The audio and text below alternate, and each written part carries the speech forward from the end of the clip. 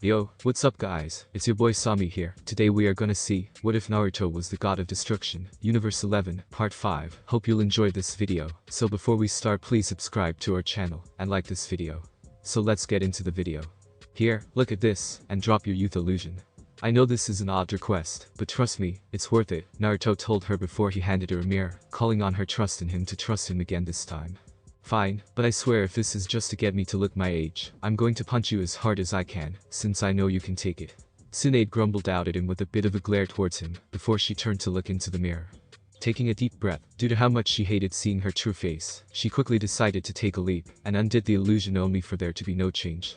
Confused, and silently wondering if it was stuck or she forgot to undo it due to the fact she never willingly lowered the illusion, she kept undoing it.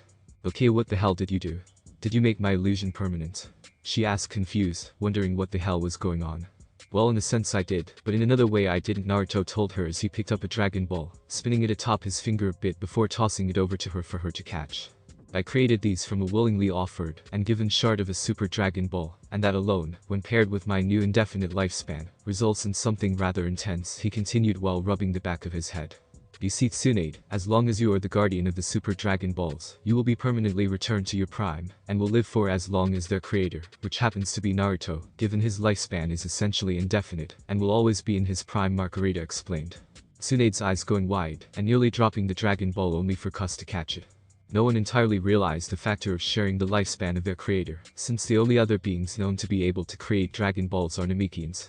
And they do not possess anything akin to a god of destruction in regards to lifespan or being permanently in their prime, which can explain why gods of destruction shouldn't be allowed to create, Cus further explained before she set down the Dragon Ball back with the others. So you see, well, you are essentially immortal. As long as I live you can always pass the guardianship over, if you don't want, Naruto started to say before Tsunade stunned him by pulling him into a tight hug.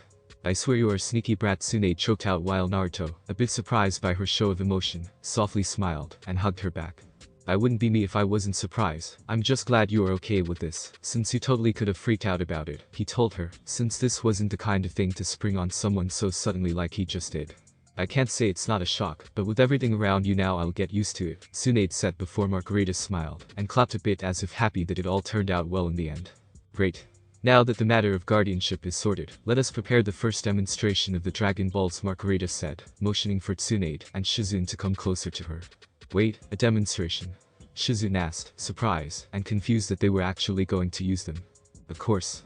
I wasn't allowed to use them until I found a guardian, and I have a plan for 2 of the wishes, and Tsunade can have the 3rd if that's okay, Naruto suggested, which got a shrug from Tsunade. Hey, I'm content with 1 wish, and personally I'm curious how these things work, so let's get to it, Tsunade said with a smirk before Cus floated up and put a hand on her and Shizune's shoulders before Margarita put a hand on Naruto's shoulders, using her staff to grab the Dragon Balls. Then let's get going, Cus said with a smile before all of them disappeared from the office. A no location in the elemental nations. So, how do we do this? Tsunade asked as she looked around, not really sure where they were, but if they were going to make wishes, then she figured it'd have to be somewhere away from prying eyes. Well, now that we are away from any eavesdroppers, I can actually tell you how to do it, Naruto told them, getting a raised eyebrow from Tsunade. You mean the Anbu? So you should know they are always there. She asked only to get Margarita to shake her head. I think he's referring to the group one of them belonged to. I believe his name was Root, and Naruto here wished to set a trap, Margarita explained before Naruto nodded with a smirk. I looked through the history of this planet, and when looking at some events of Konoha I learned Danzo is up to his neck in blood. Let's just say it's for the best I do this, but for now let's move on to the summoning phrase. Will I get something ready, he told them before segueing the conversation away from Danzo. Relax, I already warned them. All they are ready, and I told them to prepare for a bit of panic, Kurama assured him, Naruto thankful that everything was perfectly ready to go. Okay, so how exactly is that done? Do I need magic words? Tsunade jokes, not inquiring too much on his apparent plans for Danzo since she trusted Naruto, and knew the old Warhawk was beyond shady, and had been so since long before she became Hokage. Actually yes, but the words need to be in the language of the gods, which only us angels can speak fluently. Well, now it's us angels, and you as Naruto aren't quite fluent yet.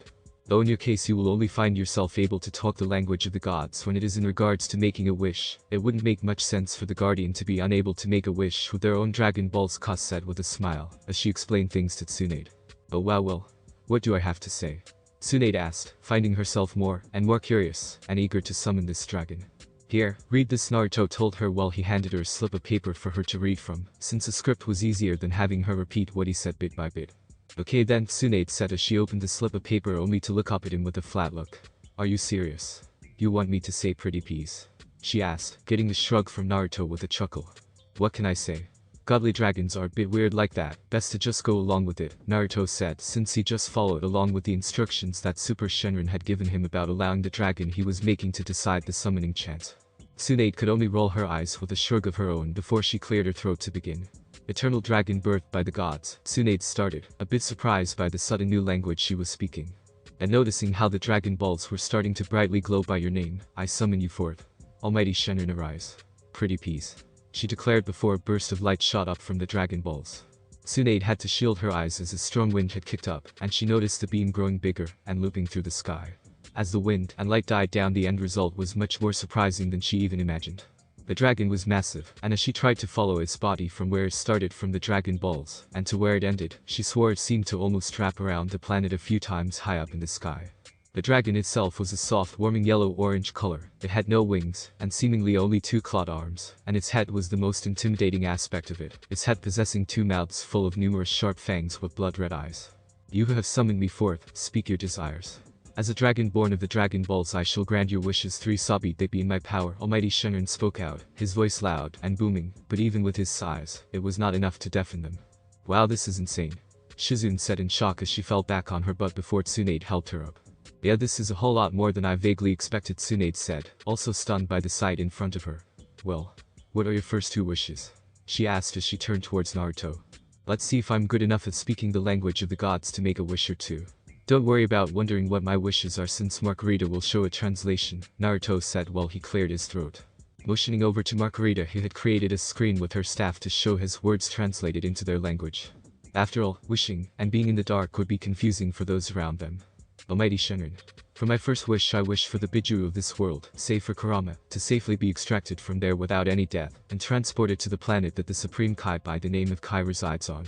Whether the Biju leaves chakra with them is up to them. Naruto wished as he stared Almighty Shenron in one of its massive eyes, before the dragon balls started to glow, and the dragon roared. So you have wished for it. So shall it be. Speak your second wish. The dragon roared out, the dragon balls giving a bright flash. It worked. Jayuki just alerted me of it, and the little amount of chakra the Biju left with the others, everyone is still alive, Kurama quickly alerted him. Making Naruto give out a sigh of relief, since now it seemed Super Shenron's words of how the dragon can understand the intent of the wish were true. Almighty Shenron. For my second wish I wish to revive all who have died from having their Biju extracted, and return them to their homes knowing they have been revived, and are now safe. Naruto said with the dragon balls glowing again, and Almighty Shenron roaring once more. So you have wished for it. So shall it be. Speak your third and final wish. Almighty Shenron boomed out with a flash of the dragon balls to show the wish had been done. Can the dragon balls revive the dead? Tsunade asked in surprise, while Naruto nodded solemnly. Yes they can, but I don't take it lightly to revive the dead. I'll revive the innocent, who lost their lives to dark motives like targeting them for the Biju or other motives, Naruto said with a bit of a frown, showing he didn't like reviving the dead, but at times he would do it if it was right. So, do you have a final wish in mind? Naruto asked before Tsunade nodded, and grabbed Shizune's hand, confusing her as she stepped forward with her. Almighty Shenron. For our final wish, I wish for the lifespan and vitality of Shizune to be linked to mine as I am now due to my connection to your Dragon Balls. Tsunade yelled out, giving Shizune's hand a squeeze before the Dragon Balls flashed, and the dragon let out his loudest roar of the 3 he had given throughout the wishes. So you have wished for it, and so shall it be. Almighty Shenron roared as the Dragon Balls started to shine brighter and brighter with them floating into the air. They all watched in awe as Almighty Shenron started to fly around the world, wrapping around it several times before his head diving down, and back into the Dragon Balls which quickly turned to stone, and fell down to the ground with a loud thud. Lady Tsunade, what did you just do?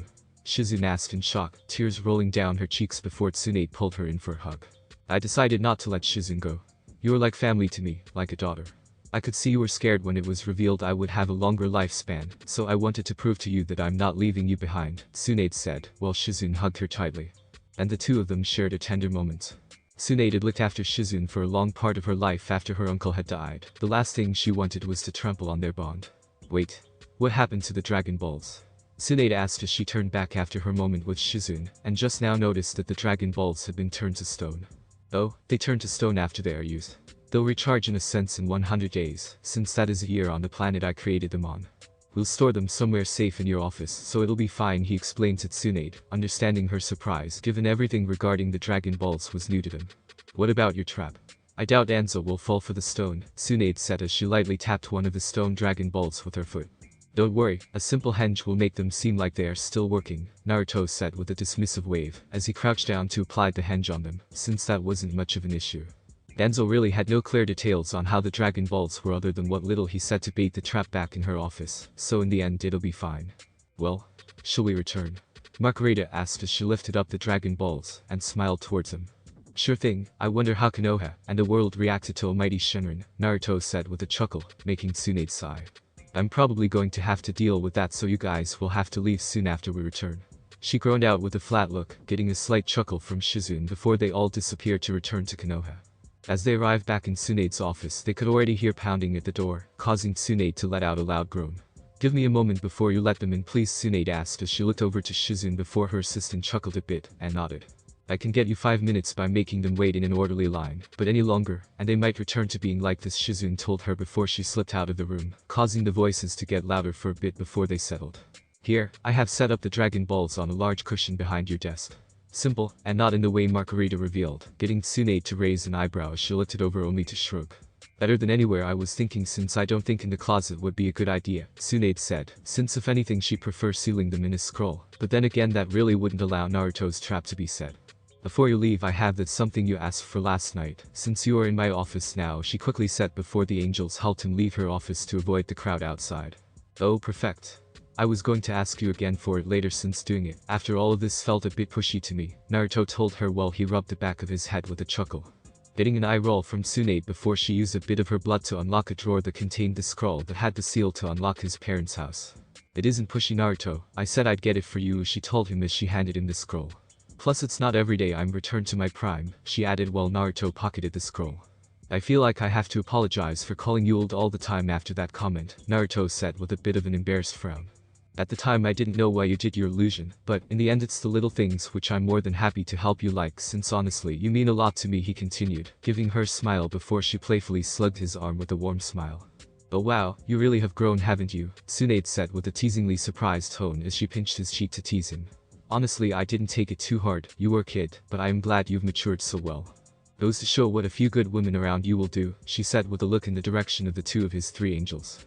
But still, thank you for making this old woman feel and be young again, she softly told him before going in to kiss him on the cheek. I felt it deserved a bit more than a forehead kiss, she said, and couldn't help but laugh a bit at his blush, while also not feeling or realizing the blush she had on her own cheeks. The angels though couldn't help but giggled a bit amongst themselves at it. When did he become such a charmer though? Is it you guys' doings? Tsunade whispered to the 2 angels, the 2 of them shaking their heads with another giggle. That is just how he naturally is. His kindness, I figure, was magnified when he moved into the higher role as a god of destruction, Margarita said with Kus nodding along. You'd be surprised what being in a higher role like this will cause. Naruto seems to be a rare case where it magnifies his good traits and matures him a bit, Kus added with a happy smile before Naruto quickly perked up and looked out towards the village. The angels frowning a bit once he looked over at them. Sorry Tsunade, but we have to go right now, Naruto said, gaining a frown and a worried look on his face with his eyes gaining a serious tone to them, which surprised Tsunade a bit before she nodded.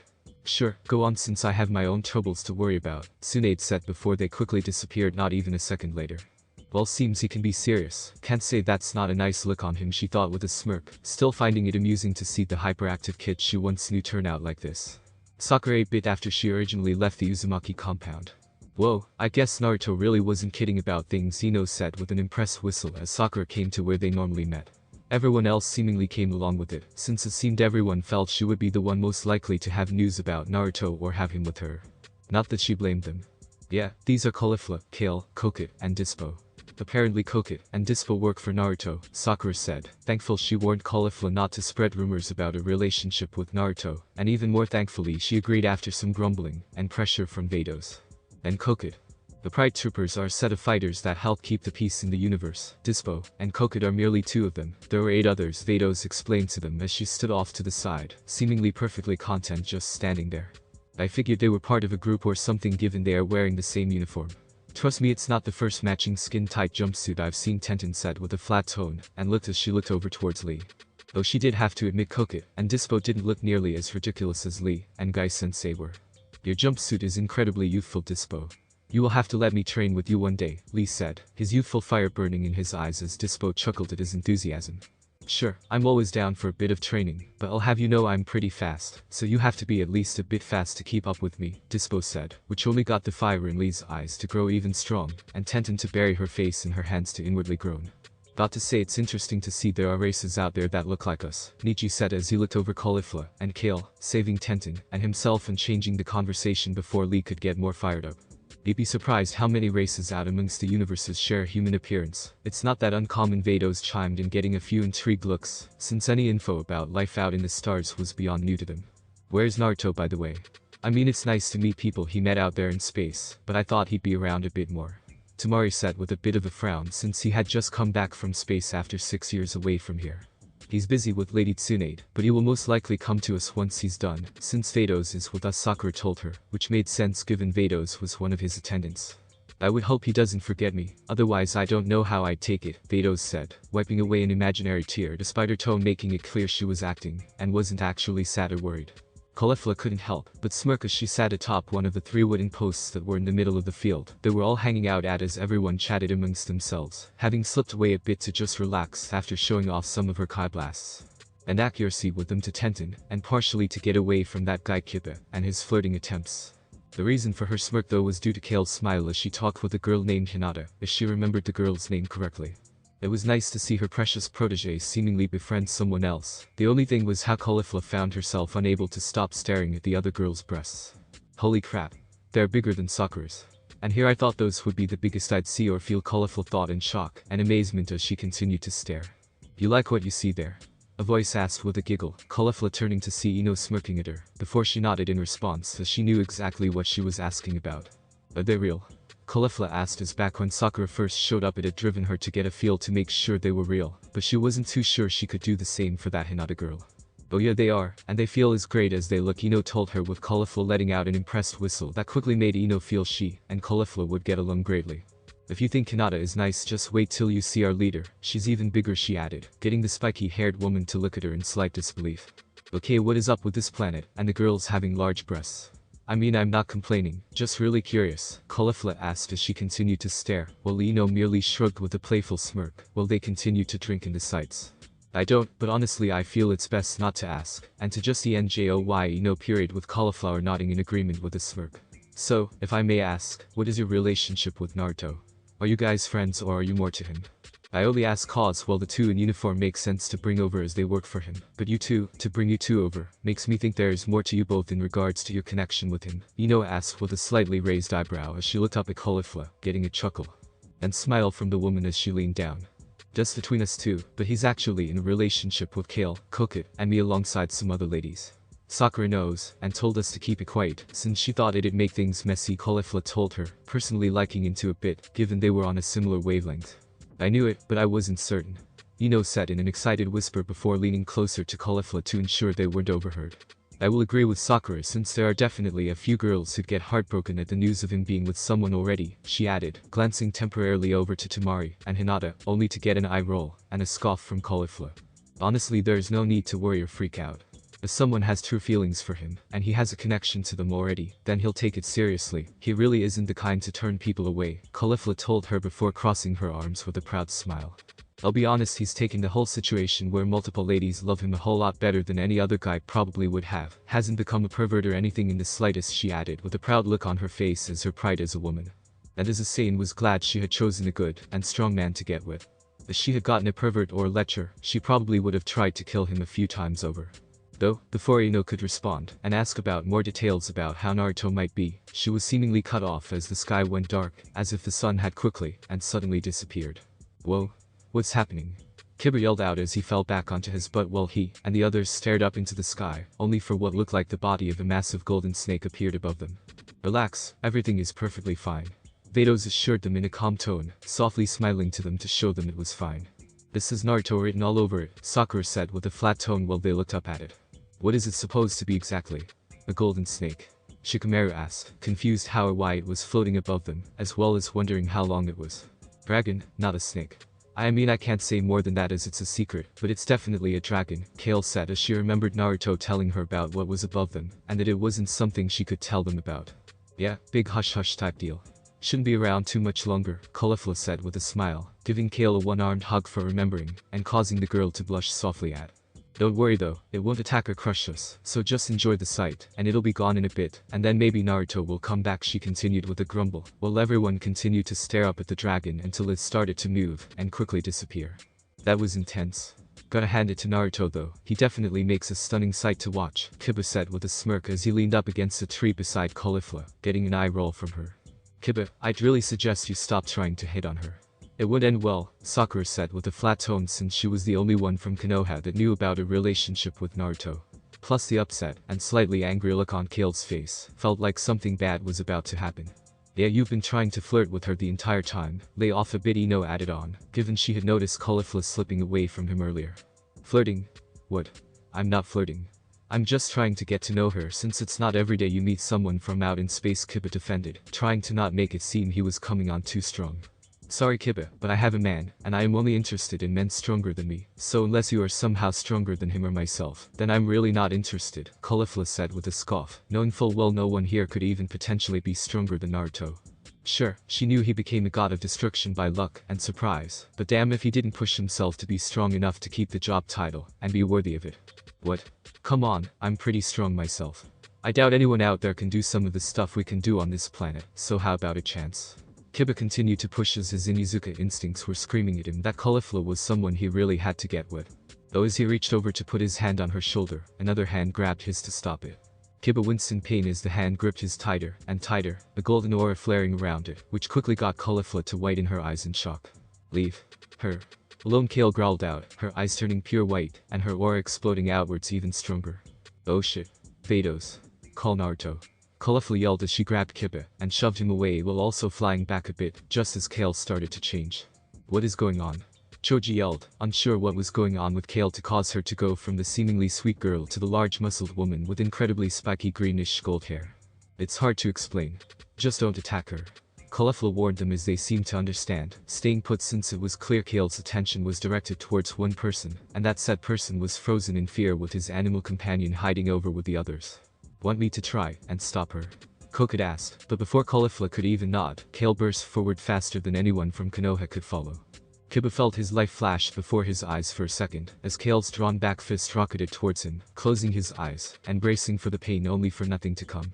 As he slowly opened his eyes, he was thankful to see Naruto blocking the strike for him. Easy there Kale, I don't exactly know what Kiba did, although I feel it involves Caulifla, but no need to attack him, Naruto tried to assure her, seeing Kale almost frustrated and upset that she had hit him instead of Kiba, before she let out a roar with a green dome, condensing down to her fist. Oh shit. Guy's barrier now. Naruto hurriedly ordered before Margarita created a barrier dome around him, and Kale just before an explosion rang out, cracking the ground under them. Naruto. Hinata yelled out, scared for Naruto's safety only for Koka to hold her back. He's okay, Naruto is a lot tougher than he seems, Koka told them before the barrier went down. Hinata stayed worried for Naruto as the smoke settled only to see Naruto completely unharmed as he kept a hold of Kale's fist to keep her from moving. Kale, come on, you need to calm down and breathe. I don't want to hurt you, Naruto said in a gentle and soft tone as he reached over to cup her cheek, Kale thankfully reacting to his touch and gently pressing against his hand. It all seemed to be working as her aura lessened, and she put her free hand over his. As she closed her eyes, that seemed to do the trick, Kale gently easing out of her transformation and falling forward limply for him to catch.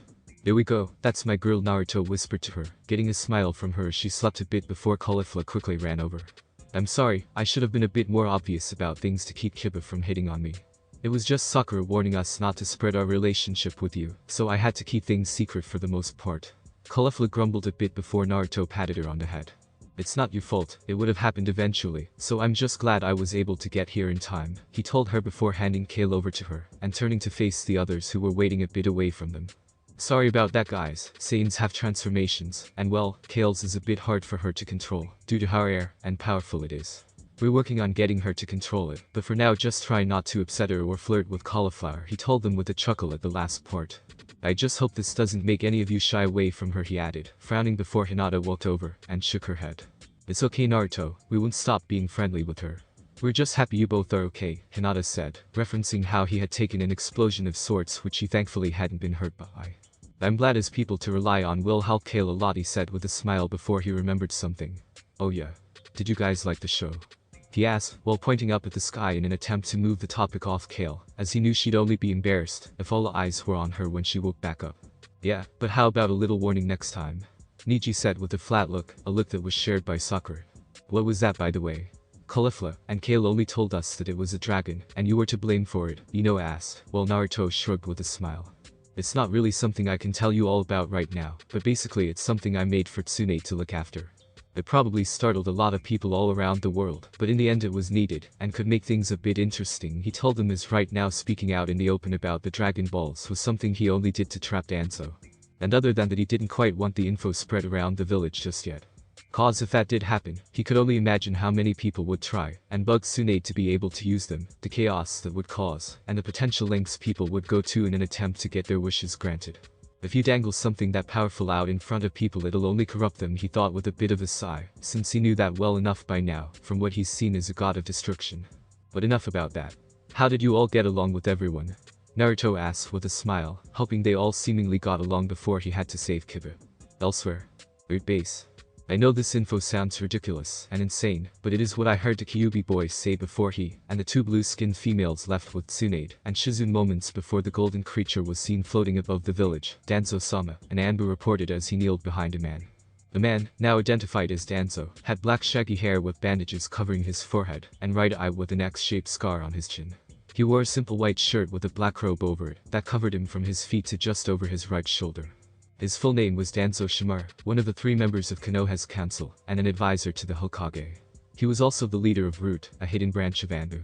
If not for the sight of such a creature I would have killed you for wasting my time, but the info of Tsunade returning to her prime, and her life being linked to the boys is problematic, Danzo said with a frown before he looked back at one of the Anbu that he had snuck into Tsunade's office.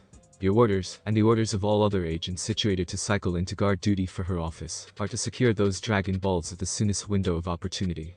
The idea of 3 wishes will be able to allow me to grow to a state where I could regain control over this village, Danzo said before dismissing the Anbu with a wave of his hand, the Anbu knowing to leave instantly once ordered. I don't know if that boy is cocky for talking out in the open, or thinks Tsunade can protect those on her own, but he's a mere babe in my eyes, and he'll quickly learn to never underestimate those with far more experience than him, he thought with a glare while he rubbed his right arm. Feeling he might need to prepare before making those wishes when the time comes. Omegakure. Towa. Something has happened. A voice yelled out, the woman in question turning over to see one of Nagato's paths, a technique she found rather interesting, rushing in with a serious look on his face. Nagato, so far, was a much more willing ally, once she used the controlled Ibito to introduce her as an ally to the Akatsuki. Although ally was a term she used sparingly given her true intentions towards him was that of a pawn to use as she saw fit. With Nagato's support she had even been able to get the other members to go along with her, which allowed for more pawns to be formed for her to use against the young god. Of course she doubted, even with the boost she gave them, they pose a threat or danger to the god, but that was why she had Mira to push the god back, and get more and more energy out of him. What is it? What is so frantic? Towa asked with a sigh, closing the book she had been reading, and landing back on the ground. Vegito Mizo. All of his eyes are closed, and the Biju are gone, and the dragon from before is gone. Nagato said, rage and anger filling his tone from everything he had worked for seemingly disappearing instantly. It made sense to Towa, but still she didn't quite care as much as he did. Sure, the energy of the Biju had been interesting, and she did extract a bit of their energy from the Jido Mizo to look into potentially integrating it into Mir, but she was much more focused on the rare destruction energy she could potentially get her hands on. It seems this planet has a set of Dragon Balls, those could come in handy down the line. And as for the Biju, there's a chance to retrieve them if we pin down the one who stole them, Towa told him, using her staff to tilt Nagato's head, so he met her eyes. You mentioned before about going after the one-tailed beast, correct? She asked, getting a nod from him. Then that is how we draw the Kyuubi out, given he is close friends to that container. I suggest sending 4 members since he will come with reinforcements, she continued before Nagato seemingly settled down, and nodded. Right, with the new developments with the Kyuubi I might have to change a few things up, but I'll still send Dodar and Sasori off to Sunagakure. They'll head out by tomorrow morning, Nagato said with Towa nodding. And Mira will be ready to fight the Kyuubi if things go south, she told him as the man walked off. Do you want me to go after the Dragon Balls, Towa? Mira asked before she shook her head. Interesting as they are focused on the task at hand, and then if we have a chance we can get them. Only trouble is we don't know how to summon the dragon, and the angels have blocked looking into it. Interrogating the guardian could work, but dangerous as if you are too rough, then the dragon balls disappear so, as I said, we shall focus on the task at hand, Towa explained to him, getting an understanding nod before he returned to being silent on standby, until she ordered him to head out. Little god, you sure are shaking things up. I do wonder how you will handle these stronger Akatsuki. I hope you at least put on a good show, she thought with a bit of a giggle as she went back to her reading. Konoha. It's really okay, Kale, we aren't upset with you, Hinata said softly as she rubbed Kale's shoulder, as the girl had her face buried in her hands out of embarrassment after waking up and realizing what had happened. She gets like this whenever it happens, we always reassure her it's okay, but she is still embarrassed that she slips up like that, Koka told them, as she rubbed Kale's back consolingly to try and comfort her and assure her it really was okay. If it makes you feel better we can try and train to get control over it later in the week, if you want, Naruto offered, knowing that having him help her like that always seemed to make her feel safe, which was shown when she uncovered her face and nodded softly. Wait, you mentioned Saiyans having transformations, does that mean Caulifla can do the same? Kiba asked as he somewhat looked nervously over at the other scene. Nah, Kale's is unique and special to her. I think hers is a 1 in 1,000 or so years type deal, while Caulifla is normal and fully controllable, Naruto explained, while he playfully ruffled her hair, making Kale blush softly with a smile, before he helped her put her hair back into a ponytail. Enough about that. I can't hold back any longer. Are these seriously real? Caulifla yelled out in frustration before Hinata let out a loud squeak as Caulifla suddenly grabbed and started to grope her chest. Oh god, we have another Inotomari, said with a slight frown as she watched Caulifla grope and feel up Hinata. She did the same to me when we first met. I think it's due to her never seeing breasts as big as ours, Sakura told them with a sigh and slight blush as she remembered Caulifla groping. That girl could seriously use her hands well, and her strength was firm but not painful, as if she had experienced groping like Ino did. Okay, I'm sure you've groped her enough to know they are real, so please stop as it looks like she's about to overheat. Sakura stepped in once Hinata's face started to turn a dark red shade, with the shy girl biting her lip to stop from letting out any moans. You mentioned you wanted to fight a bit, so let's do it, since we have this third training ground for ourselves for the rest of the day, she added, hoping to get Caulifla's attention away from Hinata and save her. Yeah, that's enough groping, Caulifla, Hinata really can't take it, Naruto told her with a slight blush of his own, since any red-blooded male would be affected by the sight. Plus I have to admit I'm interested in seeing a bit of a spar between the two of you, he added, thankful that Caulifla pulled her hands off of Hinata's chest. Really? Sure. I'm all for it, since that punch you gave me this morning, even if it wasn't serious, had a lot of strength behind it, and I want to see you dial up that strength. Caulifla said, her eyes sparkling with excitement at the prospect of fighting someone strong, her Saiyan blood overriding her interest in Hinata's chest. I wouldn't use Kai, and I don't want you using any of yours if they make you do things like shoot water or fire at me. I want a straight up fight, nothing too crazy, Caulifla said as she stretched her arms and cracked her neck a bit while walking out towards the open field. I'm not going to ask if you can take my level of strength with you being from space, and all, plus if you train with Naruto I feel you can handle it, given how strong he seems to have gotten, Sakura told her while she followed the girl, looking back to Naruto who nodded to them with a smile. Saiyans grow stronger in combat, and while they are incredibly durable, if you hit them hard enough it will affect them. After all, it's not like they are completely immune, otherwise fighting wouldn't be viable for them, Naruto explained to Sakura, getting a nod from her before she put on her fingerless gloves. Is Sakura going to be okay? Tamari asked, since even if she knew how strong Sakura was, it was one thing when she fought someone from this planet, and another thing when pitted up against an alien. Sakura will be able to handle herself. Sure, Caulifla hits hard, but Sakura is agile and strong enough to offer up a good fight against Caulifla and handle herself, Naruto told her with a pat on her back before he hopped up and sat on the post he had been tied to in the past. Plus it's not like Caulifla will seriously fight to kill her, she wants a good fight, so she won't do anything that permanently ends it, Koka further explained before they grew silent. And watched as the girls stopped walking once they got to the middle of the clearing, with a good bit of distance between the two of them. Everyone watched in silence as the two girls waited, seemingly waiting for a silent cue from the other to start things off before they both shot off at each other. The sound of their fists colliding letting out a decently loud boom before the fight officially started. Sakura was a bit surprised by Caulifla's strength as their fists collided, keeping her surprise hidden, before she leaned back to dodge a quick kick that was aimed for her head. Caulifla's fighting style definitely felt like a brawler, but with an underlying form to her moves. It made sense given Caulifla had told them she used to be the head of the biggest gang back on her home planet, so that didn't quite scream that she'd have an actual fighting style like Lee and Guy. Her strength though was definitely impressive, each blow stinging a good bit when she blocked, and even needing to heal her hand after it broke when their punches initially collided. She knew she had injured Caulifla's hand a little bit as well, but the Saiyan woman seemed to easily be able to fight through it like it was nothing. Seems Naruto was right about her durability. Even with some direct hits, she doesn't seem to really be affected by this level of strength. Seems like I'm going to have to dial it up more, Sakura thought as she ducked under a punch and delivered an uppercut directed towards the woman's elbow, only for Caulifla to catch it in her other hand. Yeah. That's more like it. I knew you were holding back, Caulifla said with an excited smirk before she had to leap back to avoid a strong sweeping kick towards the side of her leg. That punch stung a whole lot more than your previous one, she added with a fire in her eyes, since even before she cranked up her strength, the power of her punches were definitely impressive. Holding back a bit is a staple to being a ninja. We keep our cards close to our chest and only show them as needed, so don't take any offense, Sakura said before she dashed towards Caulifla, using more speed than she had shown previously. Caulifla's smirk only grew stronger as she blocked Sakura's punches, deflecting a good number of them, and attacking back only for Sakura to do the same back at her. Sakura though wasn't nearly as durable as the Saiyan woman, deciding she needed to end the fight, or else she'd end up with a few more broken bones from the force of her punches. With a strong straight, Sakura was able to cause Caulifla to leap backwards, giving her the window she needed. Charging up her strength, Sakura put all of it into a punch directed straight at the ground, the end result causing a miniature earthquake and destroying the ground under them. Caulifla wobbled and nearly fell down a bit, clearly not used to anything like this, which was what Sakura had been gunning for. This being just what she wanted, Sakura leapt up into the air as the ground still rumbled and broke apart, raising her foot in the air for a heel drop. The Saiyan woman was definitely surprised, just barely able to bring her arms up to block as Sakura's heel collided with them, and even then the force and strength behind the heel drop was enough to shatter the already destroyed ground under her even more. It had gotten so bad that the angels even had to put up a barrier to protect everyone who was watching. As the dust settled, Naruto had to let out an impressive whistle as he saw Caulifla down on one knee, a clearly broken arm that was dripping blood, and even a bit of blood dripping out of the corner of her mouth.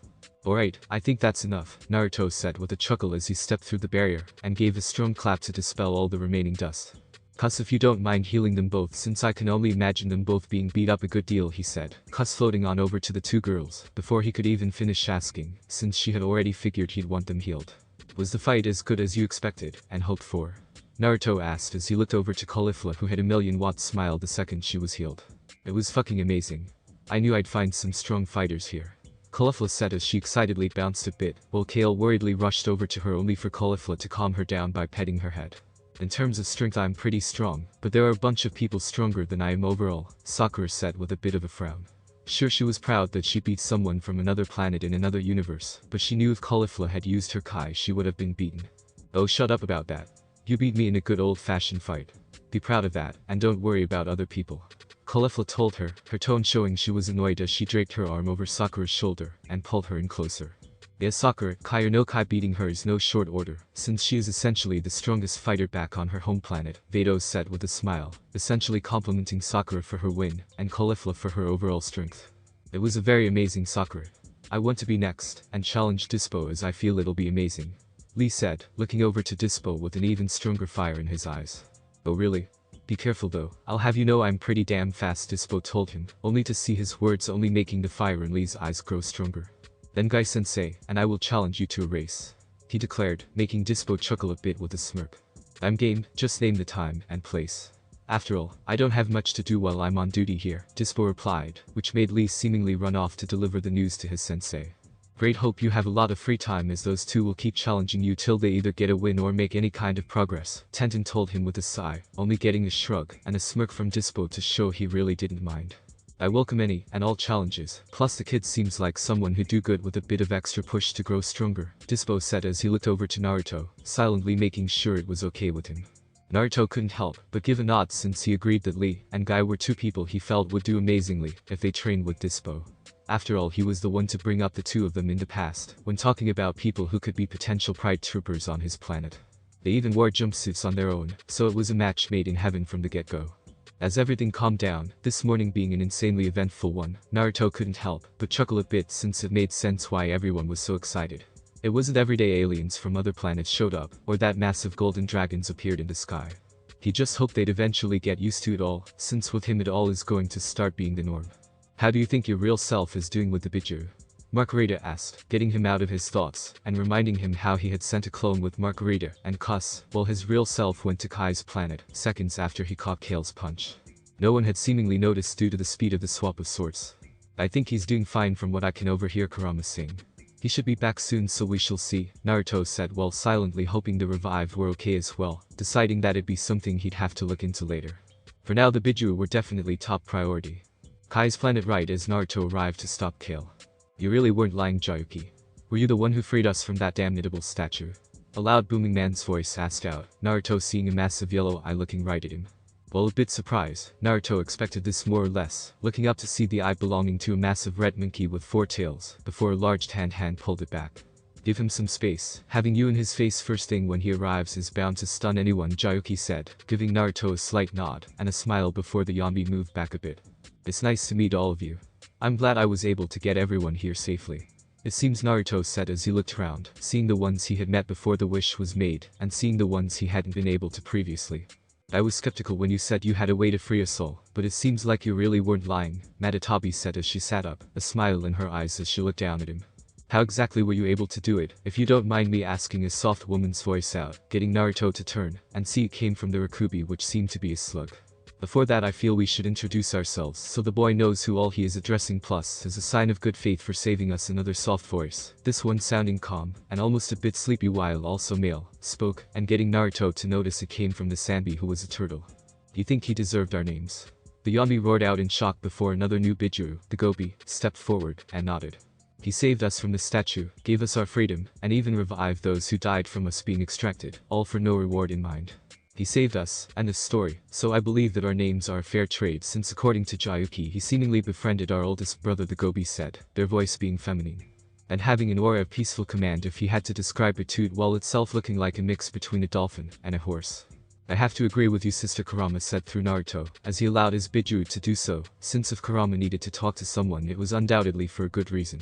This kid is the first person ever to prove to me he's unlike others. Throughout his life he's struggled and suffered due to me, but never has he been forceful regarding me, even after obtaining the power of a god, which would easily allow him to do so, he explained to the others, looking each one of his siblings in their eyes. He's shown me respect, and he's earned mine. He knows my name, and we work in unison. From his actions I truly believe he is the kid our father told us about, and after talking directly with our father in the afterlife he agrees, Kurama revealed. Before he crossed his arms with a serious look on his face.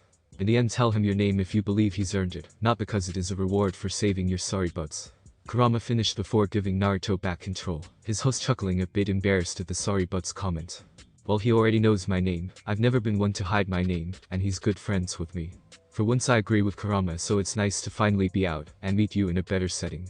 Naruto Shikaku said with a joyful laugh instead of the usual insane sounding laugh of his, while giving Naruto a smile and holding out his fist for a fist bump. He too knows my name as we have already been introduced. It is nice to meet you in person, and the fact you were able to carry out your plan and save us without killing or weakening. Alright, to agree with my brother, Matatabi said. Smiling at him again as she gave him a nod before also holding out her paw for a fist bump of sorts. I guess introducing ourselves isn't too bad, and to get such praise from our brother, I'll go along with his suggestion. I'm Isobu the Sanbi, now introduced as Isobu said, taking a pause in his speech which he felt was more due to Isobu being naturally relaxed. And in no rush to do anything or merely just wanting to rest. It took him a bit, but he too held out a hand for a fist bump, again, at his own pace. Do you and Dad really feel like that? Yonbi asked, staring Naruto in the eye before his eyes turned red, and he nodded, which only seemed to make a groan and sign. Fine. If Dad has put his trust in you, then I guess I have to as well. After all, Dad isn't the kind to make poor judgment calls, but remember my name. I am Sun, beautiful ape king of the Surin caves. I am the Sage King of the Apes, my name bestowed upon me by the Sage of the Six Paths himself. You address the holiness of all the heavens, Son Goku. Son Goku declared, Naruto watching as a few other Biju shook their heads with a few sighs. Is it okay to just call you Son Goku? Naruto asked, getting a nod from Son Goku, before Naruto smiled as the Biju held out his fist. Nice to meet you then, Naruto said, bumping fists with Son Goku, and the Biju giving him an ever so slight smirk before he looked away.